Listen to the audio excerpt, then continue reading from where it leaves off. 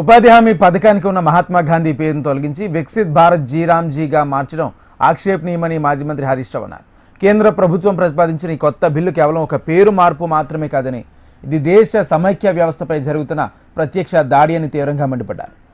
ఈ మేరకు ఆయన ఎక్స్ వేదికగా కేంద్ర ప్రభుత్వ నిర్ణయాన్ని ఎండగట్టారు. పథకంలో 60-40% నిష్పత్తిలో తెరపైకి తెచ్చి కేంద్ర ప్రభుత్వం ఉద్దేశపూర్వకంగా ఉపాధి హామీ పథకాన్ని బలహీనపరచాలని చూస్తుందని హరీష్ రావు విమర్శించారు.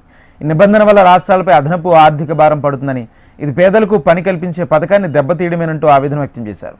రాష్ట్రాల అధికారాలను తగ్గిస్తూ కేంద్రం తన పెత్తనాన్ని పెంచుకోవడానికి ఈ బిల్లును ఒక ఆయుధంగా వాడుకుంటుందని, ఇది రాజ్యాంగం కల్పించిన రాష్ట్రాల స్వయం ప్రతిపత్తిని కాలు రాయడమేనంటూ ఆయన తెలిపారు. ఈ విషయంలో కాంగ్రెస్ వహిస్తున్న మౌనాన్ని హరీష్ రావు తప్పుపట్టారు. ఇంకా 60-40 నిష్పత్తి వల్ల రాష్ట్రాలకు జరిగే అన్యాయాన్ని ప్రశ్నించకుండా కాంగ్రెస్ నిమ్మకు నీరెత్తినట్లు వ్యవహరిస్తుందని ఫైర్ అయ్యారు. బయట సమైక్య వ్యవస్థ గురించి, రాష్ట్రాల హక్కుల గురించి మాట్లాడే కాంగ్రెస్ పార్లమెంట్ లోపల మాత్రం రాష్ట్రాలను బలహీనపరిచే బీజేపీ చర్యలకు లోపాయికారిగా మద్దతిస్తుందని అన్నారు.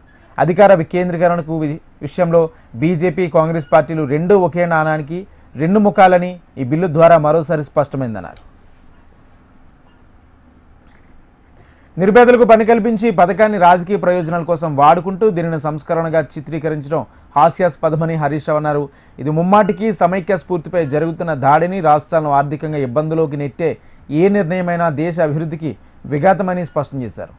ఉపాధి హామీ చట్టాన్ని దాని మౌలిక స్వరూపం దెబ్బతినకుండా కాపాడాలని, గాంధీ గారి పేరును యథావిధిగా కొనసాగిస్తూ రాష్ట్రాల హక్కులను గౌరవించాలని ఆయన ఈ సందర్భంగా డిమాండ్ చేశారు.